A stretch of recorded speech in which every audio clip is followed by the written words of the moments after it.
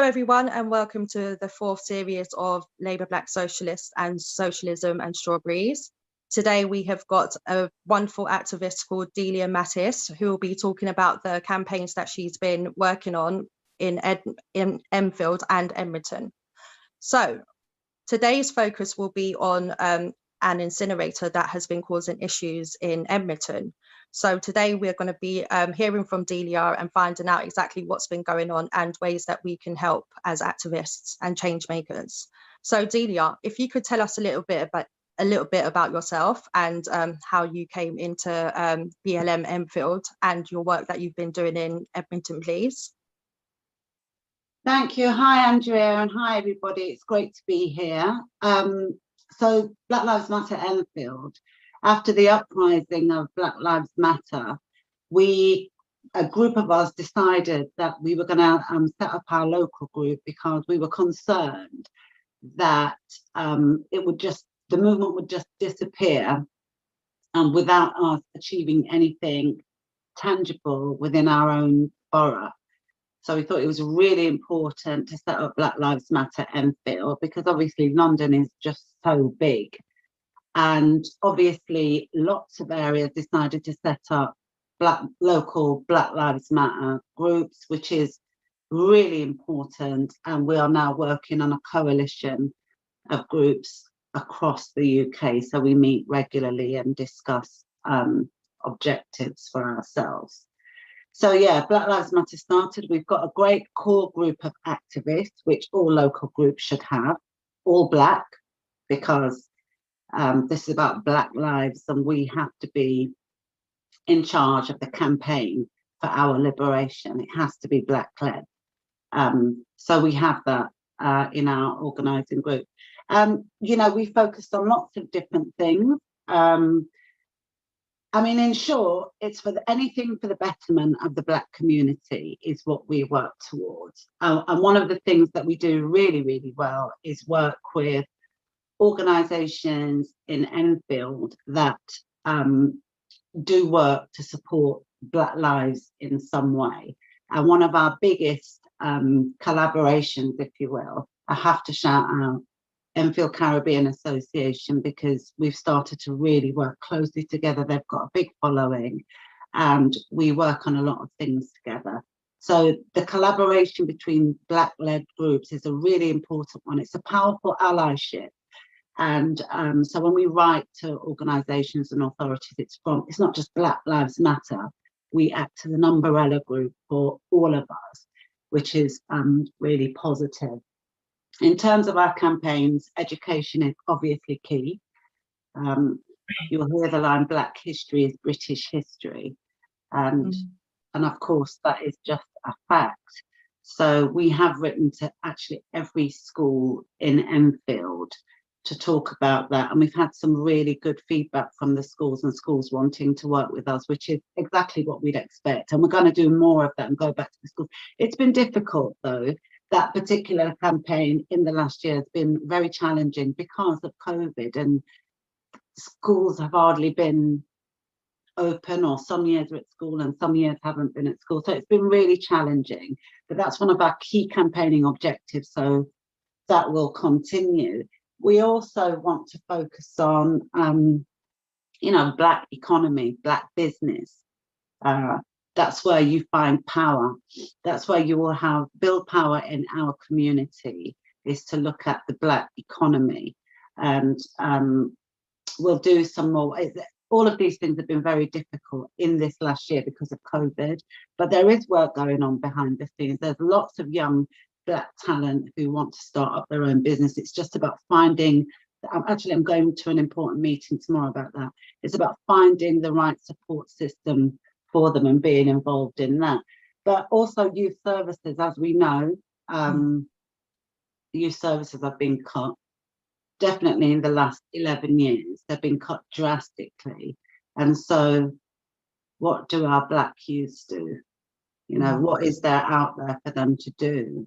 And so when you see some youth getting into trouble or getting involved in things that they shouldn't be, like, what do you think is going to happen? If there's nothing for them, what do you think is going to happen? I remember, and I had this conversation with my sister over the weekend about how many youth clubs we had in Sheffield where I grew up. When we were younger, we had loads. We used to go to different youth clubs and have access to different things that we wouldn't have had access to because we were poor. But, you know, the youths of today, they don't really have anything like that. So anything to do with community cohesion for the Black community and working with allies is what we're actually focused on. Have I answered your question? Yeah, thank you so much, Delia. So you talk about, you know, youths and this, you know, the lack of youth centres and stuff like that. What's the situation like for you where you're at? Well, one of the big issues that we've had in Enfield, and obviously there's been some change because of the last year, but one of the issues that we've had in Enfield, and you will have in any inner city area, is where there's a Black population, is the disproportionate amount of school permanent exclusions of Black youths. So we started working on, actually we set up an organisation called Black Exclusion Advocacy Monitoring, BEAM. And I mean, the figures, I mean, local authorities can massage the figures as much as they want. We have the official figures and they are alarming. And you found there was a particular time when there was a lot of issues with youth crime in Edmonton in particular, not just Edmonton, in parts of North Enfield as well, but in Edmonton there was a particular problem. And if you ask why weren't these children in school, more often than not, it's because they've been excluded. So when we first started campaigning on this, there was just a blanket denial that there was anything wrong and nothing is happening. But then actually the council then set up an organisation called Nexus, and one of their objectives was to specifically deal with disproportionate Black child exclusion. So these campaigns, the grassroots campaigns, you know, they do make a difference. If you've now got a local authority that has some group within it that's looking at this problem, that's a really positive thing. No, thank you, Delia, for going further into detail about the stuff that you've been doing with youths in Enfield. So now let's go into the work that you've been doing on the incinerator. Could you please explain to us exactly what's been going on, how it started and where you're at now, please? Well, yeah, and first to say that one of the good things about setting up Black Lives Matter is collaboration with other organisations like Extinction Rebellion, who contacted me to get involved in the campaign, and working together with various Extinction Rebellion groups on this particular issue. Now, there's lots of issues wrong with, we believe is wrong with the incinerator. It's an old incinerator that came to the end of its life, and instead of getting rid of it, they decided to rebuild it, but make it even bigger, 30% bigger. So an incinerator that's going to be 30% bigger obviously needs to burn more rubbish. It needs more rubbish to feed it, and it's very expensive. It's predicted to cost about 1.2 billion by the time it's up and running properly in its new form. But I'm not going to focus on the cost. That's a separate matter. These incinerators, one of the issues that I have with them, and we have as a group, BLM Enfield, is that they are 3 times more likely to be built in areas where there is great deprivation. That's a fact. Research, Greenpeace put out information on this, I think last year. That is well-researched information. It is a fact, 3 times more likely. And the upsetting thing is that when there was a plan for an incinerator in Cambridgeshire, which is very white, middle class or upper class area, they resisted it. And the Tory MP got involved and challenged this incinerator plan. And they managed to get rid of it. They managed to stop the plans in their tracks. And so in an area like Edmonton, where 30% or over 30% of the population is Black, 60% of the population is either Black, brown, or another racial or ethnic group. That's the area where they're building an even bigger incinerator. Now, I watched an interview with one of the Enfield MPs, the Enfield North MP, Labour MP. And she says in this interview, she had some young people interview, and they were incredible, by the way, I have to say, very incredible, well researched. And she says, well, if they were building it now, we would look at the disproportionality issue. But they are building it now. That's what they're doing. They're building a bigger incinerator. So why isn't she looking at it? Thankfully, the Edmonton MP, Kate Ossamore, has been a great support. She's been against the incinerator from day dot, and she's done lots of work on it. So that's one of the issues, is the areas where these incinerators are allowed to be built. And with that, you will have seen recently, you know, in the news about Ella Kissi-Debrah, who died some years ago.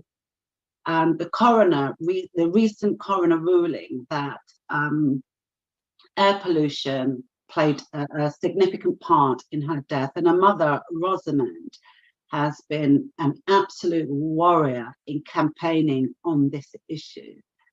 With the incinerator, and obviously, you know, air pollution is something that we have to look at, especially in areas where they're overcrowded and there's already great deprivation. These are the kind of areas that suffer more from air pollution. Coupled with the fact that on the incinerators, 70 medical doctors, and if anybody's going to be well researched, it's going to be medical doctors, right? 70 medical doctors wrote to the government and said, we need to stop using incinerators because they are going to kill people. That's based on their research. It's going to result in losses of life. That's them saying that to the government. So then you have Black areas, lots of poverty. A child, had, you know, air pollution actually on her death certificate, and still they are pressing ahead with this incinerator. And people don't know. Well, actually, let me go into the consultation, because you might think, well, there must have been a consultation. And the North London Waste Authority that is in charge of this incinerator, that's 7 boroughs. So the incinerator will be burning the rubbish of the 7 boroughs. The worst thing is that most people in Edmonton, where the incinerator is, they don't even know what's going on. If you go to Edmonton Green and you ask people, do you know what's happening with the incinerator and do you know what it does? Most people will say no. And that's a fact. We've gone out there several times. So the North London Waste Authority, they boast of their in-depth consultation that was open to everybody in North London, and they got the go-ahead and the green light. Well, I'll tell you what the consultation actually was. It was a sham. And I'll qualify that by saying they had a newsletter, and they delivered the newsletter to those that lived within a 1-mile radius of the incinerator, and that's it. And the results of that were that, considering they said it was open to everybody in North London, 2 million residents, 72 people responded to the consultation in phase 1.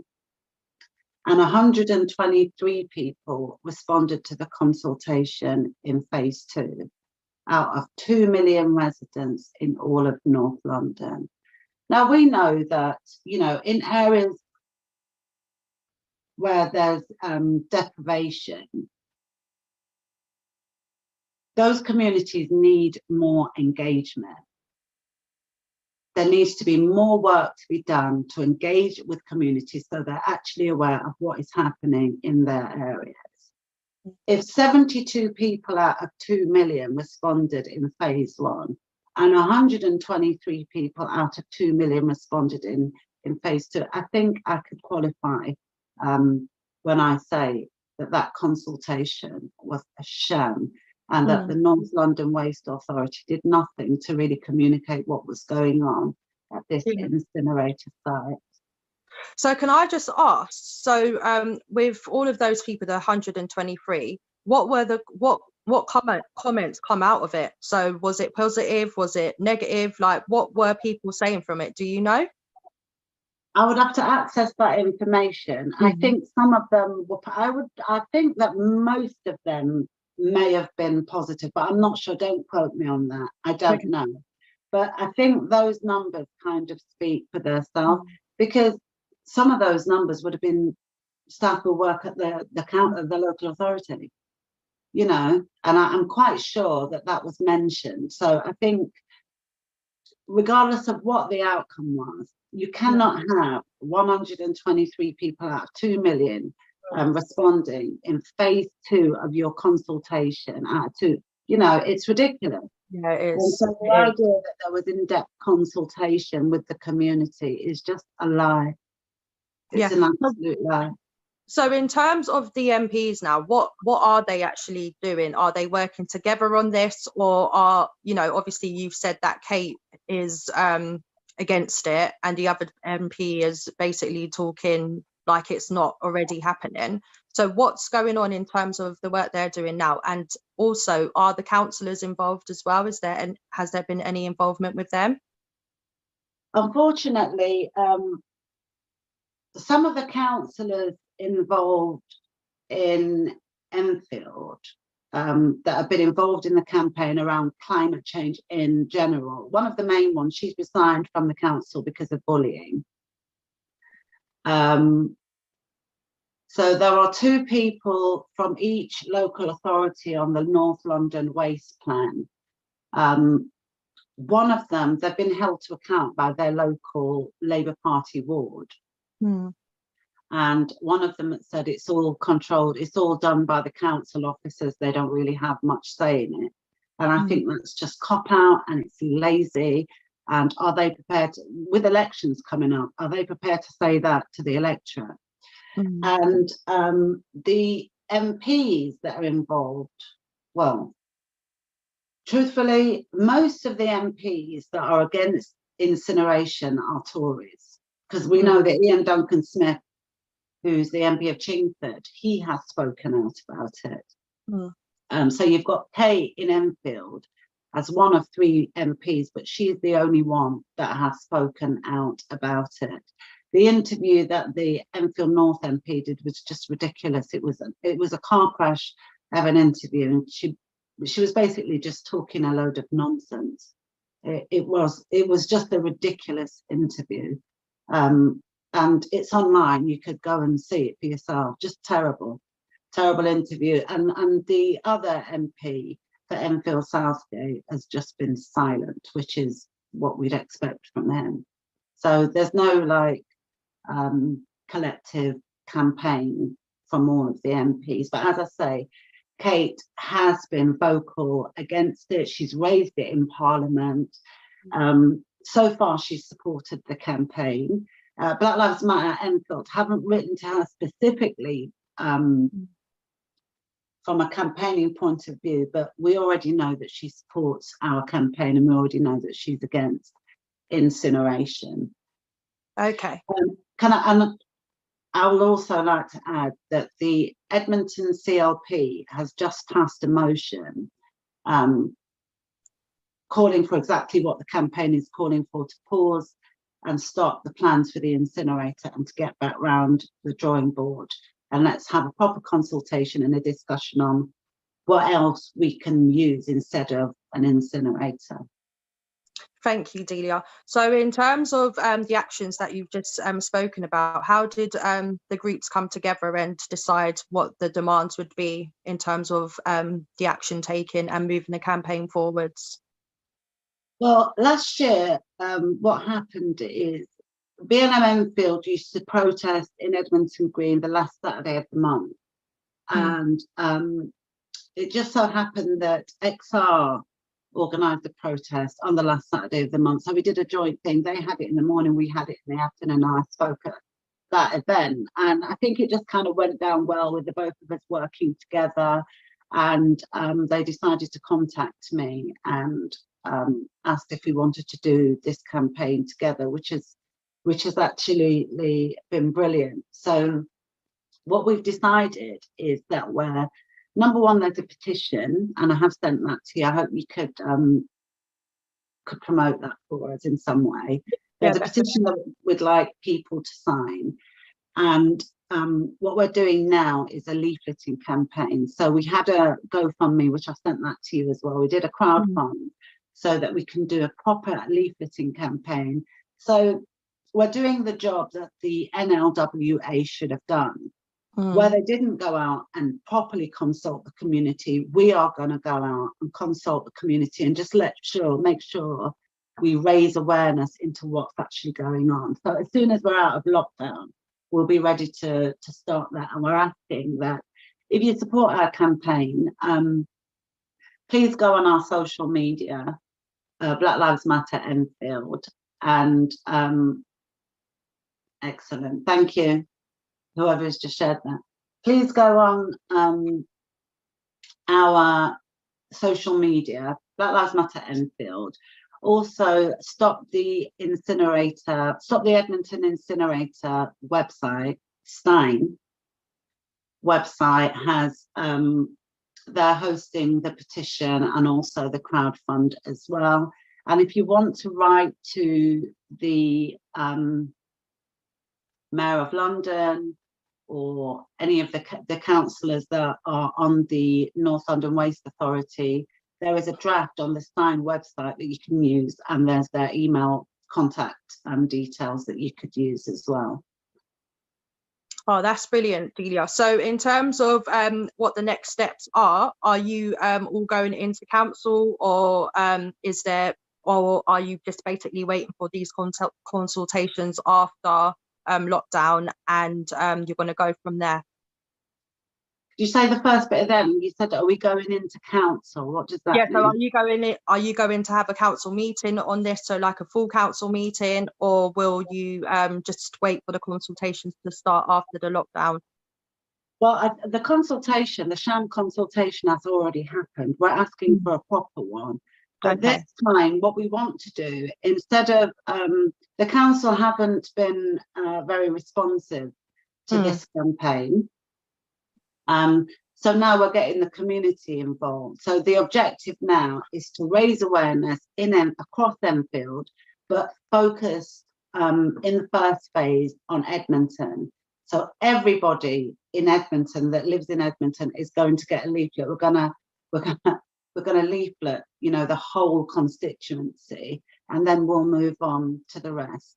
Hopefully that will generate some interest and petition signatures, but mostly it's going to generate awareness, which is what we want. We want people to be aware of what's happening. So that's the first step. That's our next step.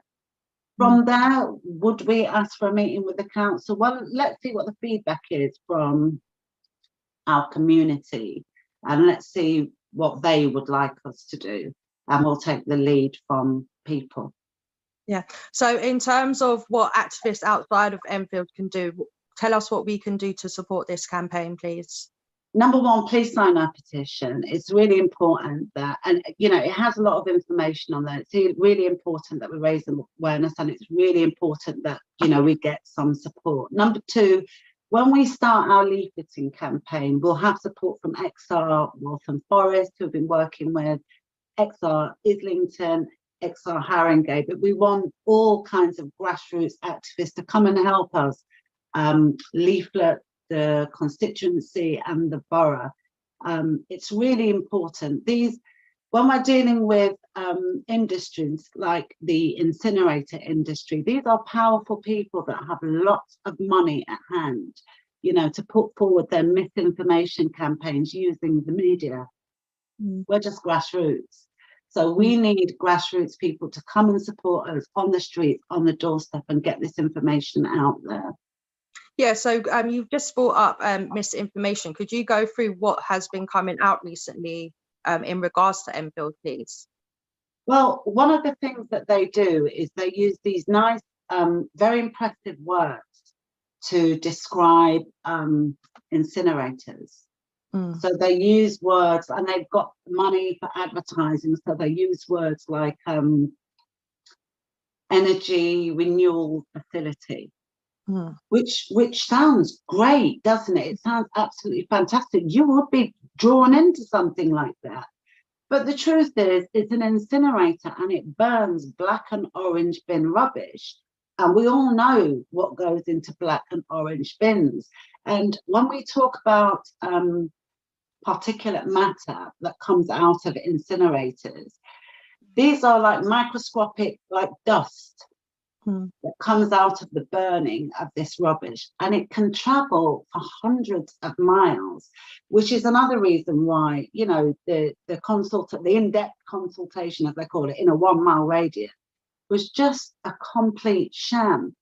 So they've got the money to do this, and I don't know, I think these councillors, I think they get bedazzled by the expense. You know, these industries can put on really fabulous events and make it look great, you know, and they go there and they're so impressed by being in a room with these big money makers, and they just get drawn in. And I think with the incinerator, with people like medical doctors coming out and saying what they've said about it, I think the NLWA think that they're so far down the rabbit hole that they can't stop.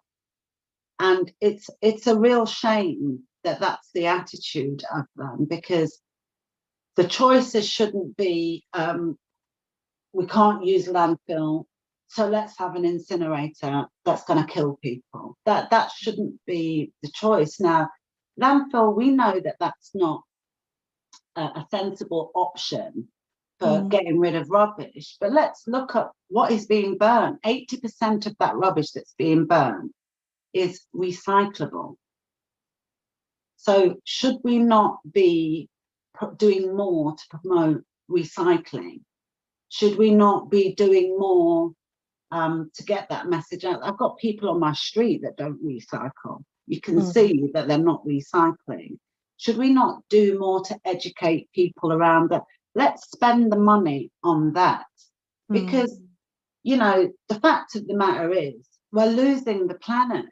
You only, and Black people are getting more and more involved in climate action. You only have to look at what happened in Jamaica last year. I mean, there was footage of whole buildings just sailing past in rivers of flood water through, you know, areas where people live. It was horrendous, and that is a direct result of climate change. So it's not for other people to deal with. The Black community's got to get involved in this campaign as well, and it's a really, really important campaign. But we really would like, you know, lots of grassroots activists to come and support us in challenging these big, rich industries and showing that there is power in grassroots activism. Thank you, Delia, for talking to us about the campaigning that you're doing in Enfield and Edmonton. Obviously, I feel like the MPs need to be doing more, as well as the council, and I will definitely be promoting the links to all of the stuff that you have shared today. So have a look out for that and make sure you share it around as well. I would also encourage activists and change makers to ensure that they have a look at the petition and sign it and share it all over, so that we could help this campaign out to get more awareness of what's going on. So Delia, could you let us know of any more campaigning work that all of you will be getting on with in Enfield and Edmonton, please? I mean, there's going to be, I mean, we've been hamstrung a little bit because of COVID. I mean, we're probably going to start up our regular protests that we do when the weather gets warmer and when we're out of lockdown. But there's always the solidarity campaigns. I mean, Mohammed Hassan, that was killed in Wales, is a big thing that all of the BLM groups are supporting. And I have to call out Lee Jasper, because he's been doing some wonderful reporting of what's been going on. So I'm reading his blog to follow up on what's happening with the case. It's been brilliant. But in terms of some of the things we're focused on, I have to mention March the 21st is a really huge day this year for the BLM movement in the UK, because we're going to be holding our first BLM UN International Day for the elimination of racial discrimination. And this year, the theme is, every year they have a different theme. So this year the theme is the International Decade of People of African Descent. So that's going to be on March the 21st. More information is going to be coming out about that this week, so I can't say too much, but we have some amazing speakers. We've got some amazing acts. It's going to be a really, really interesting and different day. So have a look out for on the BLM social media pages, because more information is going to be out about that this week. But just save the date, March the 21st. It's going to be a big day for BLM in the UK for people, the International Decade of People of African Descent. Right, thank you, Delia, for coming on today. And like I said, we will definitely be sharing all of your links and, you know, spreading awareness about the incinerator campaign in Edmonton. Thank you again for coming along.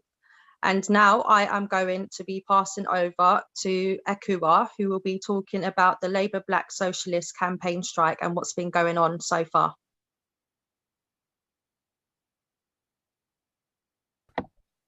Thank you, Andrea, and thank you, Delia. It is so important to hear about the work you're doing up there in Enfield and the wider work. Obviously, the incinerator, I was looking at some of the stats around health and putting them out on our social media to support this program. And it's devastating, and it's really, really vital that members like you are doing the work that you're doing. And I think it's really important for us.